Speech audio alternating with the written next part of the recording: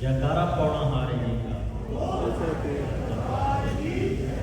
तो आज बाबा बालकनाथ जी महाराज जी का दिन रविवार एवं बाबा बालकनाथ जी महाराज जी की सबसे पहले तो मैं इस दरबार को कोटि कोटि नमन करता हूँ। देवस्थानों का वास है और यहाँ की प्रबंधक कमेटी के समस्त सदस्यगण और प्रधान जी रमेश बख्शी जी एवं सभी सदस्यों का बहुत बहुत आभार, धन्यवाद एवं बहुत बहुत बाबा बालकनाथ जी महाराज जी का आशीर्वाद। बाबा बालकनाथ जी महाराज आप सभी से ऐसे ही सेवा लेते रहें और भक्तों का उद्धार करते रहें, यहाँ पर यही मैं कामना करता हूँ बाबा जी से। तो देखिए, बाबा बालकनाथ जी महाराज जी जो है वो कलयुग अवतार हैं और पहले जो कलयुग अवतार जिसको कहा गया, माना गया, वो है बाबा बालकनाथ जी महाराज और बाल रूप देवता हैं। तो बाल रूप देवता की यही पहचान होती है कि बहुत जल्दी प्रसन्न होते हैं। कई बार हमारे जीवन में ऐसी घटनाएं घटती हैं कि हमें कुछ समझ नहीं आता है क्या हो रहा है, क्या चल रहा है, और हमें कई बार कई स्थानों पर भक्तजनों को ये भी पता नहीं कि हमारे देवता कौन है, कुलिष्ट कौन है, हमारे परिवार में मान्यता किसकी चल रही है। तो उसके लिए बाबा जी एक ऐसे देवता हैं, बाल रूप देवता, क्योंकि उनके साथ समस्त देवी देवताओं का वास चलता है। जब भी वो बाबा बालकनाथ जी का आप ध्यान करेंगे, आपको नहीं ज्ञान है कि हमारे घर में किसकी पूजा है, किसको मानते आए बुजुर्ग, तो बाबा बालकनाथ जी को मानना शुरू कर दें तो सभी जो देवी देवता उससे प्रसन्न होते हैं। क्योंकि जब बाबा बालकनाथ जी का जन्म होता है उसमें 9 नाथ 84 से 64 योगिनी और 52 तीरों का जन्म होता है, जो कि जन्म मरण के बंधन से जो उसी समय मुक्त हो जाते हैं। तो बाबा बालकनाथ जी की महिमा गुणगान आप सभी जानते हैं, लेकिन बाबा बालकनाथ जी भोलेनाथ जी ने वरदान दिया था कि आप कलयुग में महिमा होगी, गुणगान होगा, घर घर में ज्योत जलेगी। तो बाबा जी को वरदान है कि जितने भी आप बाबा जी को अगर मानते हैं, मानेंगे, तो हर तरह की धन दौलत ऐश्वर्य इत्यादि जो भी संपदाएं, यहाँ तक कि औलाद सुख तक बाबा बालकनाथ जी आपको प्रदान करते हैं। लेकिन उसके लिए आपको मानना पड़ेगा, उनको विश्वास करना पड़ेगा। और जितने भी रोग दोष भय विकार इत्यादि हमारे जीवन में हैं, उनके दर्शन मात्र से बाबा बालकनाथ जी की जो धोने की अखंड धोने की विभूति है उसको मस्तिष्क में लगाने मात्र से, खाने मात्र से विभिन्न तरह के रोग दोष भय विकारों का नाश होता है। तो इसलिए बाबा बालकनाथ जी महाराज जी को माने। रविवार का दिन उनका होता है, तो रविवार को जैसा कि आप भी तो इस समय बैठे हैं, तो बाबा बालकनाथ जी को तो पहले ही पता था कि जो भी भक्तजन हैं कलयुग का प्रभाव है, कलयुग में लोगों के पास समय नहीं होगा, लेकिन उनका जो दिन है रविवार का दिन है, तो उस दिन तो सभी सारी दुनिया में ही छुट्टी होती है, छुट्टी कर दी उन्होंने कि तब आप अगर हफ्ता भर भी अपना नित्य नियम पूजा नहीं करते तो रविवार का दिन तो आपके पास फ्री है, छुट्टी है सभी। तो सुबह उठें, अपने मंदिर की साफ सफाई करें, रसोई की साफ सफाई करें और पवित्रता पूर्वक जो है बाबा जी का होठ बनाएं, प्रसाद बनाएं और धूप दीप नैवेद्य इत्यादि सजाकर बाबा बालकनाथ जी महाराज जी का, अपने देवी देवताओं का जो है आवाहन करें और अपने घर में मंदिर में पूजा आरती करें और ज़्यादा से ज़्यादा समय जो है वो सिमरन में उनके संकीर्तन में लगाएं। जैसे कि बाबा बालकनाथ जी का चालीसा है, हम ज़्यादा नहीं रखना, तो जैसे कि परिवार के बच्चे भी हैं, सभी सदस्यों से जुड़कर बैठकर जो है हम चालीसा पाठ करें, घंटे भी गालें घर में, तो उससे क्या होगा, एक तो घर में घर की शुद्धि होगी। जब हम बाबा जी का वो प्रसाद बनाएंगे तो उसकी जो फ्रेगरेंस होगी और आपका जो भाव होगा उसी से जो आपके घर में नकारात्मकता है, नेगेटिविटी है, वो दूर होगी। दूसरा, बाबा जी का संकीर्तन धूप दीप करने से, जाप करने से, चालीसा पाठ करने से जो घर में सकारात्मक ऊर्जा का जो वास होगा तो उसमें हमारा मन मस्तिष्क जो है वो शांत होगा और आपको घर का माहौल जो है वो अच्छा लगेगा। लेकिन ये चीज़ें करनी पड़ेगी। तो ज़्यादातर भक्तजनों की परेशानी रहती है कि घर में मन नहीं लगता, या एक ही है, या अकेलापन लगता है, तो आप उनसे जुड़े। तो बाबा जी से कहते हैं ना, एक कनेक्टिविटी एक्टिविटी जो है वो जरूरी है। तो कनेक्ट होना है अपने देवी देवताओं के, क्योंकि हमारे देवी देवता बाबा बालकनाथ जो है सर्व कला संपूर्ण है। देवी देवता हमारे जो है 16 कला संपूर्ण है। भगवान जो है कृष्ण जी, तो जब सारी कलाएं उनके पास है, जीवन की जो भी देना लेना करना कुछ भी है जो उनके पास है, तो हम अगर उनके कनेक्शन में रहेंगे, सबसे जरूरी है कि उनसे जुड़े रहना है। उठते खाते सोते जागते जो है उनसे जुड़े रहना। जब हम उनके साथ कनेक्ट रहेंगे तो बाहरी चीज़ें, बाकी चीज़ें आपके ऊपर प्रभाव नहीं करेंगे, क्योंकि हम उनके स्मरण में रहे, उनसे जुड़े हुए, उनसे भाव से जुड़े हैं, तो उन्होंने हमारी रक्षा करनी है। और जीवन में जब जितने भी विकार हैं, अब आजकल डिप्रेशन की जो समस्या चल रही है, मानसिक तनाव है, बच्चों में भी, बड़ों में भी, बूढ़ों में, तो कहाँ से आ रहा है? कि हमारा बोल चाल वाणी जो है कम होगी। हम फोनों की तरफ और जो है मीडिया की तरफ, उस पे हम लगे रहते हैं ज़्यादा। आपस में बोल चाल भाव कम हो गया है। जब वो चीज़ कम हुई है, उसी से इस तनाव जो है हमारे बढ़ रहे हैं। तो उसके लिए भी यही एक रास्ता है कि हमें भगवान से जुड़ना है, उनका पाठ करना है, सिमरन करना है, बैठना है, बच्चों को भी उसके साथ अपने साथ जोड़ना है। तो ये जो चीज़ें ज़रूरी है। जब हम ये चीज़ें करेंगे, मानेंगे, बैठेंगे उनकी शरण में, तो हम इन चीज़ों से मुक्त रहेंगे। और समाज में जो है, आप परिवार में जो है आपस में बैठें, स्नेह दें, बोलें, हंसें, खेलें। और जैसा कि हमारे सनातन धर्म है, इसमें जो है हमारा जो है जितने भी ग्रंथ हैं, देवी देवता हैं, उनकी पूजा भक्ति, ग्रंथों में हर चीज़, गीता है, रामायण है, उसमें सब अगर हम सार को ही उनके अपना लें तो हमारा काम हो जाएगा। लेकिन उनको पढ़ें, उससे ज्ञान अर्जित करें, हम कर नहीं रहे हैं, इसलिए परेशानी। हर चीज़ का हल हमारे ग्रंथों में है, लेकिन हम कर नहीं पा रहे हैं।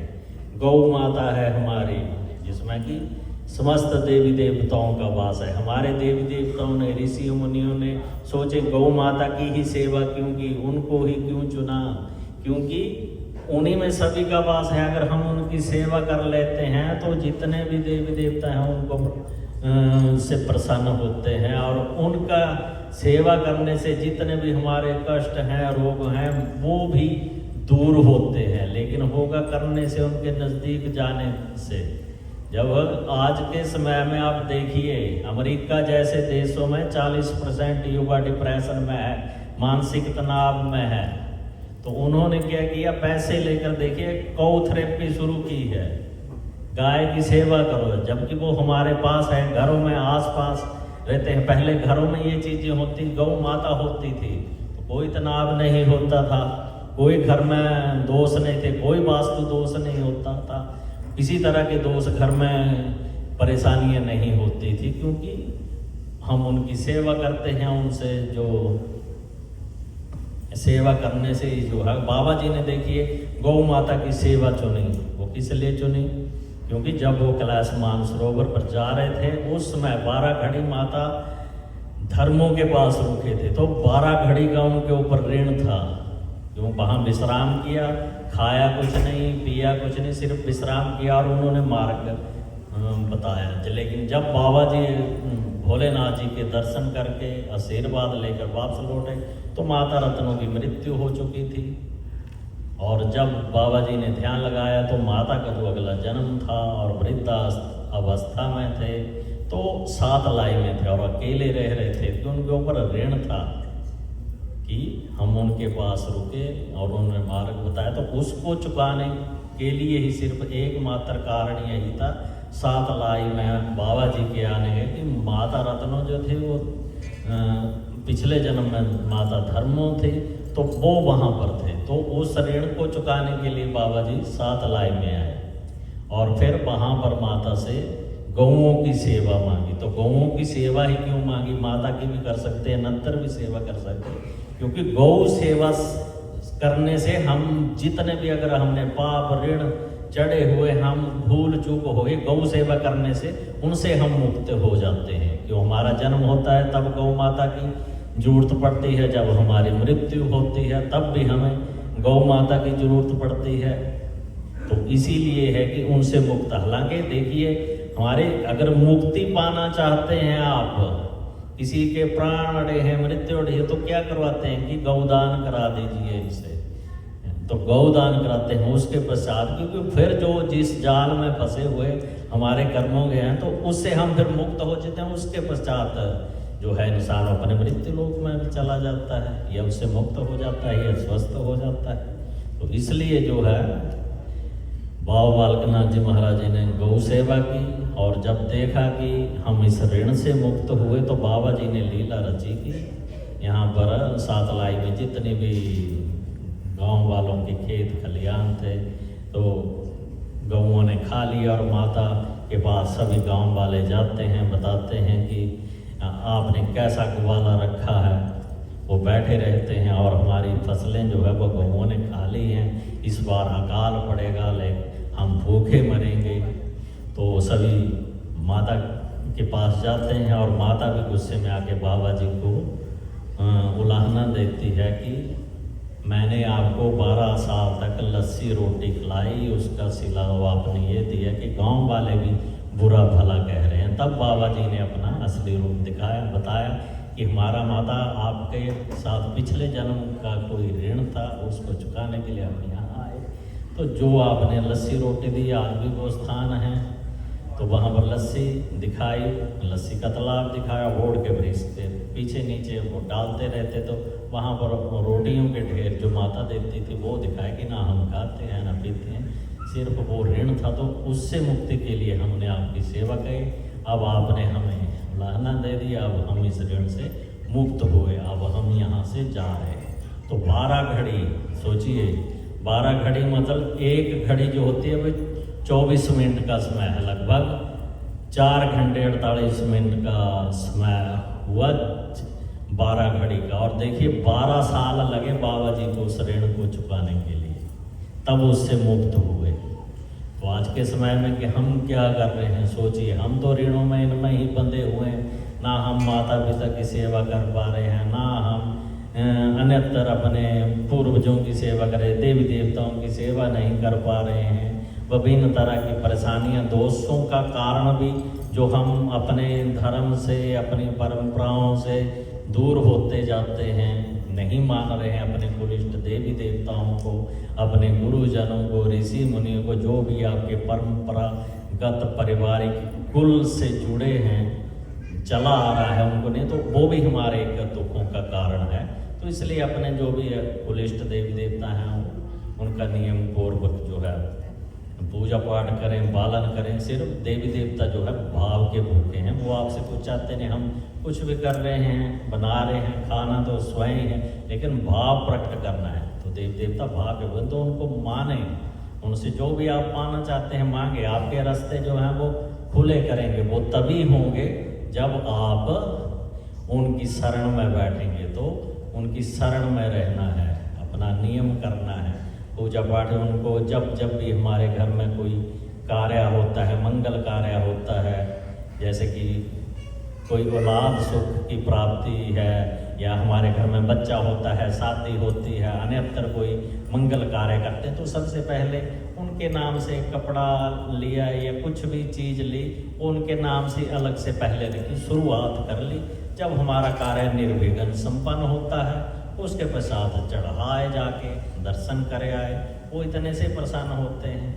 तो इतना ही चाहिए। तो ये अब चीज़ें हमें जीवन में करते रहना है, जो जो भी हमारी मान्यता पर है। उसके पश्चात जो है नाम दान जो सिमरण है, कलयुग को वरदान है कि कलयुग में धर्म भी सबसे ज़्यादा होगा, पाप भी सबसे ज़्यादा होगा, वो चल रहा है। समाज में कुरीतियाँ भी हैं, सब कुछ चल रहा है, लेकिन उसका दूसरा प्रभाव देखिए, देश में भी विदेश में भी अन्यत्र जगह सभी जगह भजन संकीर्तन सत्संग कथाएँ भंडारे समागम आयोजन सभी हो रहे हैं। वो उसी का प्रभाव, तो हम हैं इन चीज़ों में रहना है, तो उससे बचने का भी सिर्फ मात्र यही है उपाय कि आप भजन कीर्तन जहाँ जहाँ भी यज्ञ हो रहे हैं, हवन कथाएँ हो रही हैं, तो वहाँ भी जाएं करें। और घर में बैठकर 24 घंटे हमारे पास होते हैं, 24 घंटों में अगर हम 24 मिनट भी एक घड़ी में, कलयुग एक ऐसा युग है इसमें आप एक घड़ी में भी भगवत प्राप्ति कर सकते हैं, लेकिन वो तभी होगी जब हम बैठेंगे।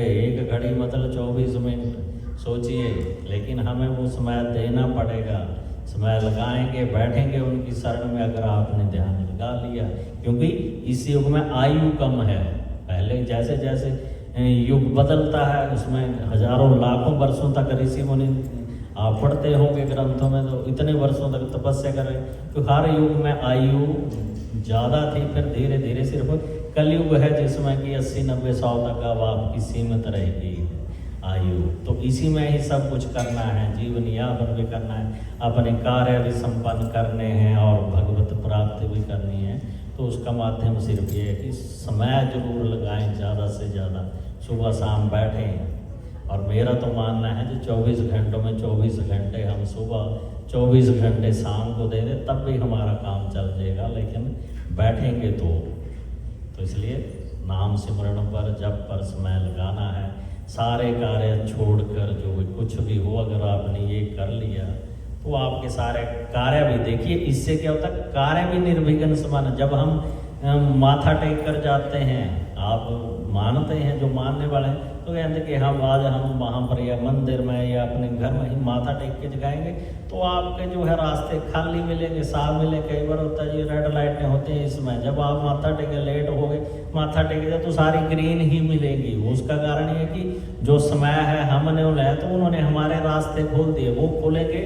जो हमारे कर्मों के है, प्रारब्ध के जो रास्ते हैं, वो सिर्फ सिमरण से ही, नाम जप से ही खोलेंगे। इसलिए समय अवश्य लगाएं, ताकि ज़्यादा जाड़ों में न फंस कर कि उनके आगे सरेंडर करने। ठीक है जी, करने वाले आप हैं, करवाने वाले आप हैं, तो हम तो सिर्फ माध्यम मात्र है। तो ठीक है, उनके आगे से होकर उनसे ही मांग के आगे जो उन पर छोड़कर चले जाएं। ठीक है जी, आप संभाले, आपने ही रास्ते देने हैं।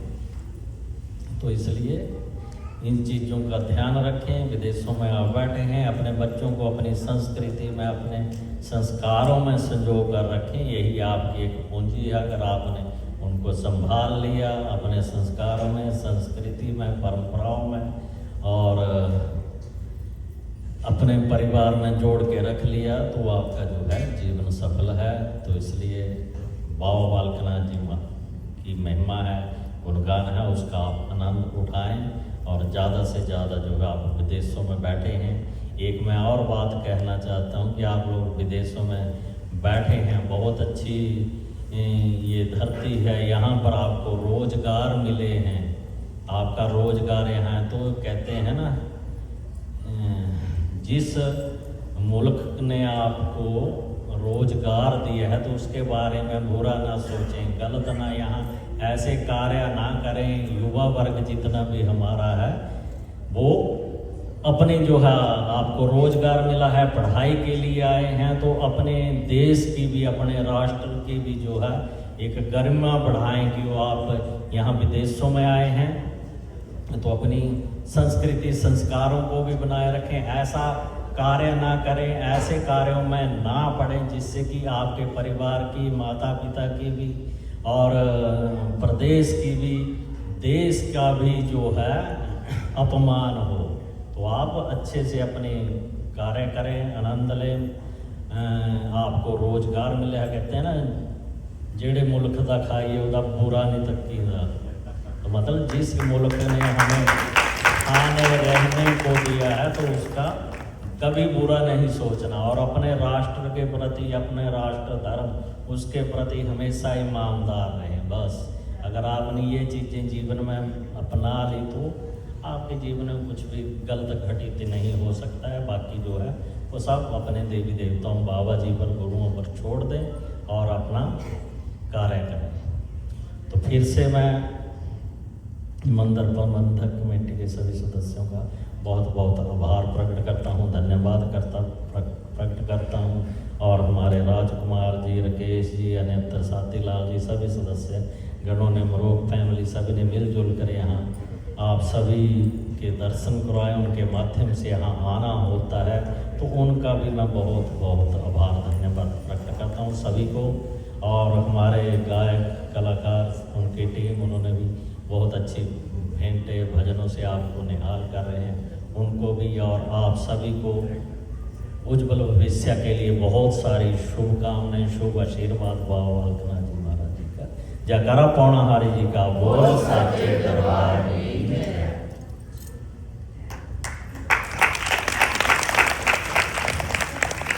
ओम स्वस्ति न इंद्रो वृधस्पवाः स्वस्ति नः पूषा विश्ववेदाः स्वस्ति नस्तार्क्ष्यो वरिष्ठनेमिः स्वस्ति नो बृहस्पतिर्दधातु।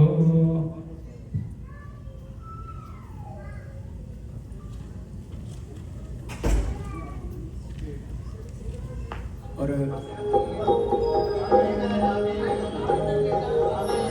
बोलिए शंकर भगवान की जयकारा पौणाहारी जी दा बोल साचे दरबार की।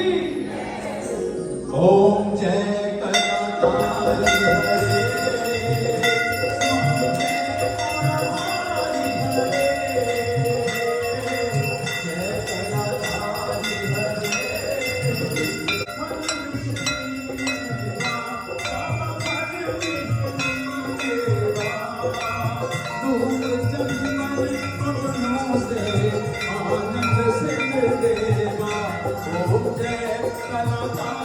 हरे भगतन हित अवतार लियो देख के कलु काला, स्वामी देख के कलु काला।